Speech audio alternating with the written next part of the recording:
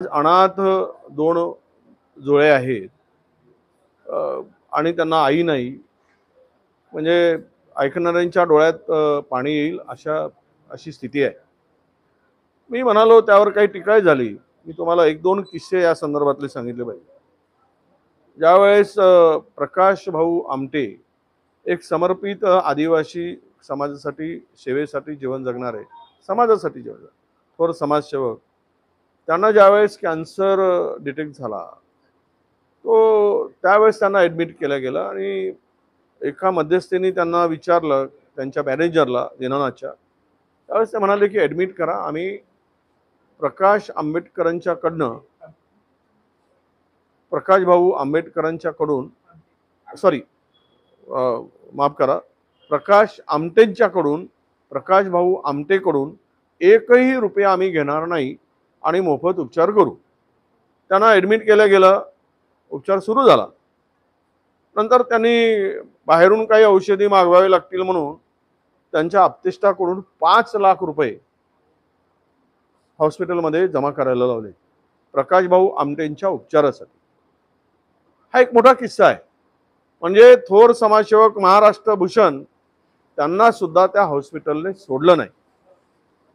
त्याच्या पलीकडे जाऊन एक उदाहरण तुम्हाला सांगतो की मी म्हणजे खरं तो मुद्दा आता काही वर गेले, त्यांचा मृत्यू झालाय, स्वर्गवासी आहेत, बोलू नये. पण ज्यावेळेस नागपूर कॉर्पोरेशनचा एक महोत्सव होता आणि त्यावेळेस विदर्भ साहित्य संमेलन, त्या कार्यक्रमाच्या मंचावर लता दीदींनी सांगितलं होतं की आम्ही विदर्भ साहित्य संमेलनासाठी मी गायला तयार आहे आणि मोफत. त्यावेळेस विदर्भ साहित्य संमेलनाने सुरुवात केली जोरात आणि लता दीदी नागपुरात येणार, त्या गायनाचा कार्यक्रम होईल आणि मोफत होतो आहे. त्यामुळे यांनी तयारी केली आणि मग त्यांनी संपर्क केला तारीख ठरल्याप्रमाणे. तर तिकडून निरोप आला की आम्हाला पंचतारांकित हॉटेलमध्ये आमची सोय करा, आमच्या वाद्य जे संच आहेत त्यांनाही पैसे द्यावे लागतील आणि स्पेशल फ्लाईट करावं लागेल. तर यांना साधारणतः किती खर्च येईल त्यावेळेस सांगितलं गेलं की ते 22 लाख रुपये खर्च येईल.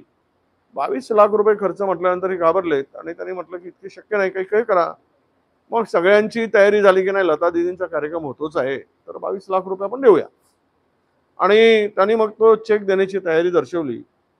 त्यावेळेस त्या तिकडनं हृदयनाथ मंगेशकरांनी यावेळेस सांगितलं की तुम्ही जे पैसे देताय ते आम्हाला चेकनी नको आहे, तर आम्हाला कॅशनी द्या. त्यावेळेस कॅशनी द्या म्हणून सांगितलं.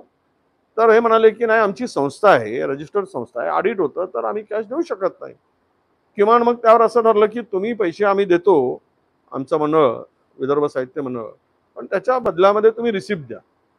ते मानायला तयार नव्हते. मग त्यावेळेस लता दीदीशी संपर्क केला गेला आणि लता दीदींनी सांगितलं की असं असं आहे. लता दीदींना विचारलं गेलं, ते म्हणले की तुमचं तुम्ही बघा, पण ते हृदयनाथजी बाळा म्हणतायत, त्याला बाळ म्हणायची लता मंगेशकर, बाळ म्हणतायत त्या पद्धतीनं ते करा. हे काही शक्य होणार नव्हतं, कारण 22 लाख रुपये देऊन नागपुरामध्ये एवढा पैसा उभा करणं, पुन्हा त्यातल्यावरचा ॲडव्हर्टाईजचा खर्च वगैरे, त्यावेळेस तो कार्यक्रम रद्द करावा लागला. ती वस्तुस्थिती आहे. म्हणजे पैशाशिवाय आम्ही गाणार नाही, हा त्यातला उद्देश होता. तुम्हाला पुन्हा एक उदाहरण मी सांगेल. परभणीला साहित्य संमेलन होतं. नारायण सुर्वे त्या साहित्य संमेलनाचे अध्यक्ष होते, नारायणराव सुर्वे. आणि आशाताई भोसलेंच्या बरोबर त्यांना त्या कार्यक्रमामध्ये गायनाचा कार्यक्रम ठरवायचं ठरवलं. आणि तिथले त्यावेळेचे खासदारचं नाव मला आठवत नाही, ते खासदार त्यावेळेस आशा दिदींच्याकडे गेले आणि आशा दिदींना भेटून त्यांनी सांगितलं की तुम्ही कार्यक्रमाला निमंत्रण आहे, तुम्ही या. तर त्या बदल्यात त्यांनी सांगितलं की आम्हाला तुम्ही या बदल्यात, मी येते आहे, पण मला 2 लाख रुपये द्यावे लागतील गायनाचे साहित्य संमेलनामध्ये. आणि त्याप्रमाणे त्या खासदार महोदयांनी, अध्यक्ष महोदयांनी त्यावेळेस दिले. नंतर कार्यक्रम जवळ आल्यावर पुन्हा निरोप आला की पुन्हा 3 लाख रुपये लागतील. ते म्हणले की साहित्य संमेलनाचा कार्यक्रम आहे, नारायण सुर्वे अध्यक्ष आहे, साहित्याशी जोडलेले सगळं आहे ना, त्यामध्ये लोकांचा मोठा हे आहे आणि लोकांनी तयारी केली. त्यावेळेस म्हटलं की तुम्ही देत असाल तर द्या, नाही तर मी काही देणार नाही. म्हणजे एकूणच पाहिलं तर आम्ही कुठल्या मंचावर, कुठल्या कामासाठी, तर आम्हाला, म्हणून म्हटलं मी कोणावर काही आरोप करणं हे योग्य नाही.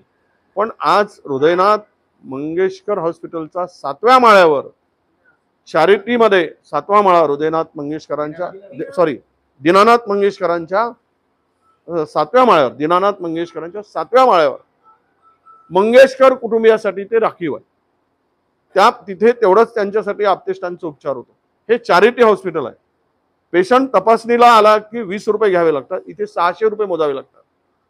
20 रुपयामध्ये पेशंट तपासला गेला पाहिजे चॅरिटीमध्ये, मग 600 रुपये कशासाठी? म्हणजे ही लूट नाही का? आणि तुम्ही त्यामध्ये कुणाचा पैसा लागला हॉस्पिटलमध्ये? तुम्ही चॅरिटी म्हणून मिळवला, तिथले बेड रिझर्व नाही, गरिबांसाठी उपचार होत नाही, आणि हृदयनाथ मंगेशकर हॉस्पिटलच्या 7व्या माळ्यावर जर तुम्ही तो रिझर्व ठेवताय VIP आणि 5 स्टार मध्ये सरकार निर्माण करून, ते गरिबांसाठी हॉस्पिटल आहे का? हा खरा प्रश्न येतो. म्हणून काल आलेला जो अहवाल आहे, तिसरा अहवाल त्या भगिनींच्या संदर्भात, हा मन हेलावणार आहे, हृदय पिळवून निघणार आहे.